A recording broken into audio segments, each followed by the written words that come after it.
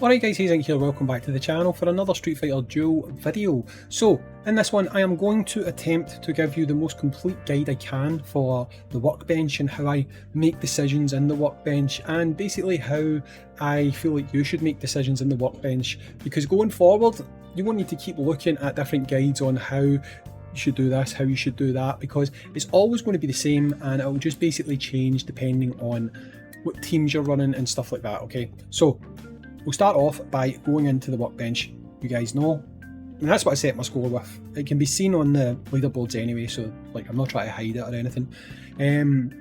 Now what I've used is not what I'm saying to you to use, because it's quite specific to me. Okay, now I want to explain first of all how I make my decisions when I'm making the workbench build, right? So if I go and look at the Quilo path, we can look at my score. I'm currently number 1 on the leaderboard, right? Now, if we go into my top score, you'll see that there is my teams, okay?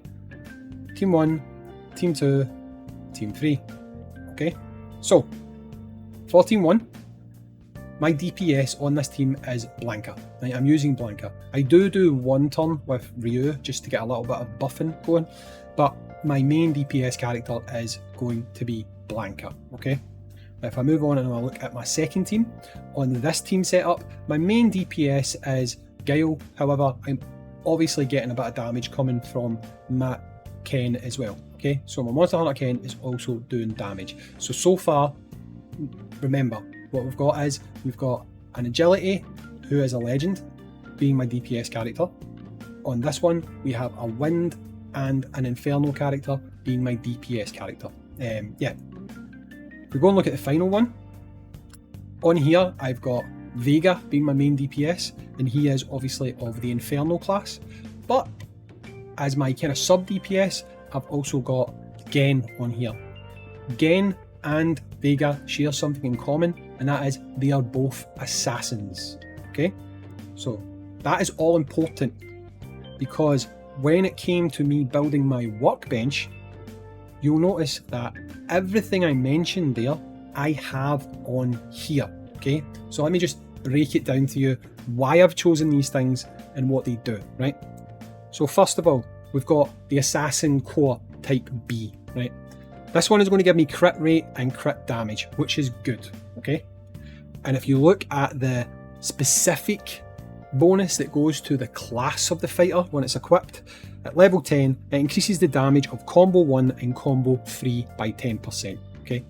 And I chose that one because I could specifically, on the team with Vega and on the team with Gen, I could set it up so that Gen was doing number 1 in the combo and Vega was doing number 3 in the combo, okay? So those two characters were getting a sub boost off of this, okay?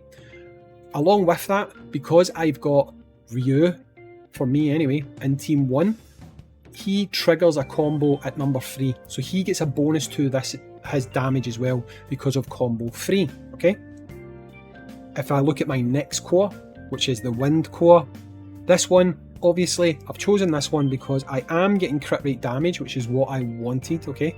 And also, because I'm using Guile as my DPS character, I am getting a boost from here when armor break is applied. So on that team, I have Cammy up top, providing an armor break every single time that Guile attacks, meaning that he is getting this additional boost as well as getting all the crit rate damage and everything that's available on all of these cores.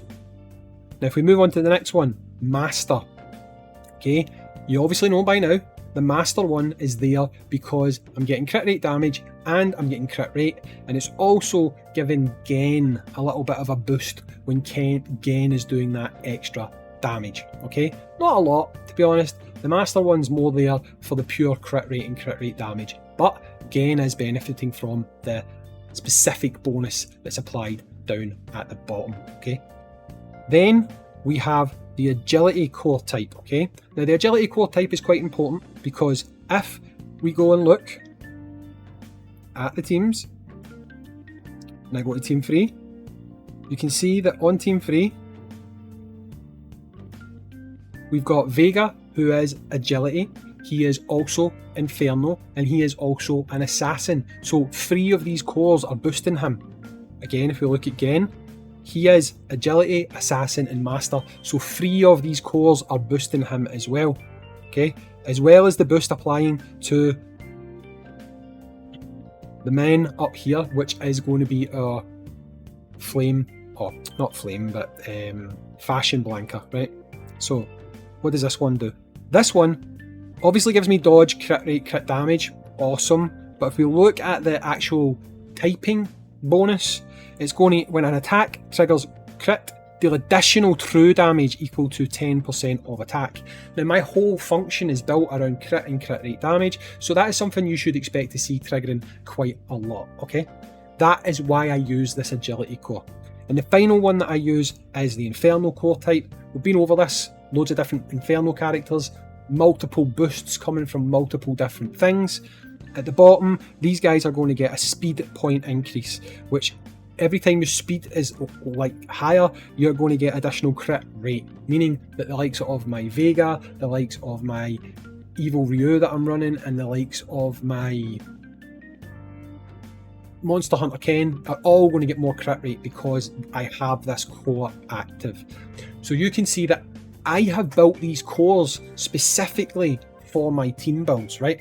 So no one can really put out a video saying this is the perfect setup, because the setup will change all the time for you, right?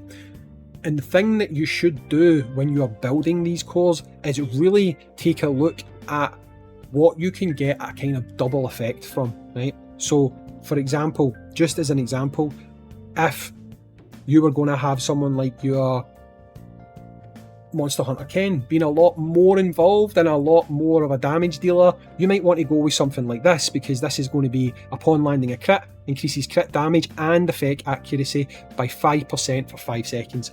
That could be useful to you, okay? We look at this one down here, increases damage dealt by 2% and reduces damage received by 2%. Again, that could be very useful for you. So it really all comes down to looking at these cores and trying to think to yourself, can I build a team that is going to function and get more than one boost from more than one core? That is the key to scoring high in this event.